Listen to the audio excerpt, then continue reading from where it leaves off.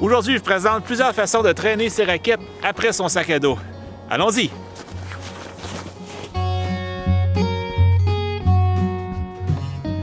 Bonjour à tous, Jonathan de la chaîne Joe Explore, une chaîne orientée plein air, divertissement, information et j'espère avec tout ça vous inspirer à pratiquer des activités de plein air. Si vous n'êtes pas déjà abonné, je vous invite à le faire maintenant. Je vais donc vous présenter aujourd'hui plusieurs façons d'attacher ses raquettes à son sac. Mon sac, c'est un sac Osprey 48 litres. C'est mon sac que je prends pour le backpacking l'été, mais ça va très bien pour l'hiver. J'ai beaucoup de place pour mettre plein de choses pour les randonnées hivernales. Donc, je vais faire des démonstrations avec ce sac-là. Si on prend un sac plus petit, bien sûr, il y a certaines de ces façons-là que je vais vous montrer qui ne seront pas faisables avec un sac plus petit ou un sac avec un peu moins de strap. Utilisez celle qui va fonctionner pour vous. Je vais vous montrer plusieurs façons, donc j'ai sûrement une façon qui va fonctionner pour vous. Bon, j'ai fait quelques recherches sur Internet pour savoir comment attacher les raquettes à son sac. J'ai aussi écouté le podcast de dehors qui a présenté différentes façons d'attacher les raquettes à son sac. Moi, j'ai repris certaines de ces méthodes-là, je les ai mis avec des images, donc j'espère que ça va vous aider.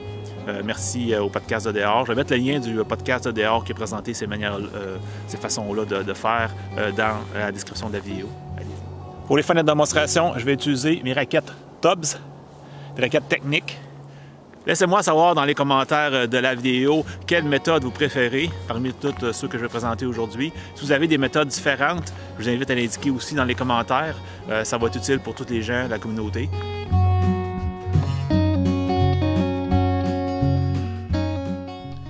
La première méthode consiste à appuyer une raquette de chaque côté du sac, les crampons vers le sac pour diminuer les risques de blessures. Ensuite, on attache les raquettes au sac grâce aux sangles du sac. Si on n'a pas de sangle après notre sac, on peut utiliser deux bungees, un pour le haut et un pour le bas. On fait le tour du sac avec le bungee et on maintient les raquettes en place de cette façon. C'est un conseil que Robin de Physio Rando m'a donné récemment, donc je passe l'information. Cette méthode a l'avantage d'être stable et de laisser libre accès au contenu du sac. Par contre, elle nous empêche d'utiliser les pochettes sur le côté du sac.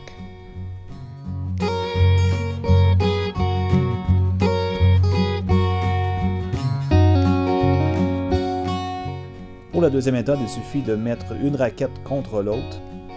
Ensuite, d'appuyer les raquettes sur l'avant du sac, les maintenir en place grâce aux sangles ou bien des bungees. Cette deuxième méthode est également stable. Par contre, on perd l'usage de la pochette à l'avant du sac et l'accès au contenu du sac est un peu plus difficile.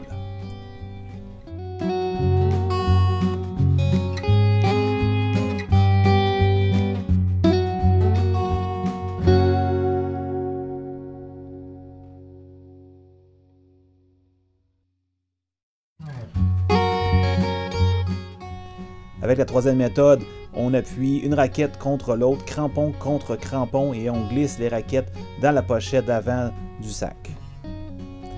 Ensuite, j'utilise deux mousquetons et un bungee pour maintenir en place le haut des raquettes après le sac.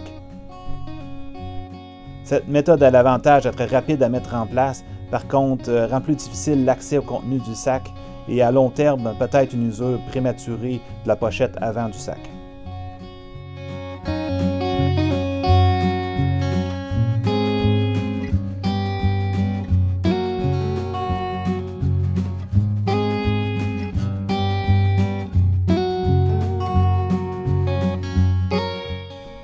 Pour la quatrième méthode, il faut à nouveau appuyer une raquette contre l'autre, crampon contre crampon. Ensuite, emprisonner les raquettes entre le cerveau du sac et le bas du sac. Donc, on ferme le haut du sac par-dessus les raquettes qui se trouvent au-dessus de l'ouverture du sac. On maintient le tout en place en serrant les sangles. Cette méthode est certainement la méthode la plus rapide. Par contre, la position des raquettes comme ça à l'horizontale pourrait nuire dans les sentiers étroits.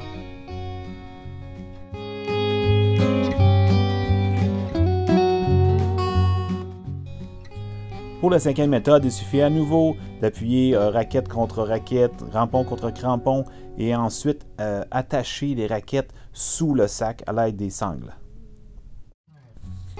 Personnellement, c'est la méthode que j'aime le moins.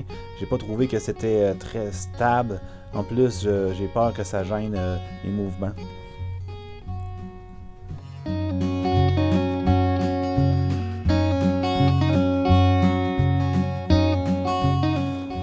C'est ce qui termine la vidéo d'aujourd'hui. J'espère que vous avez trouvé ça utile.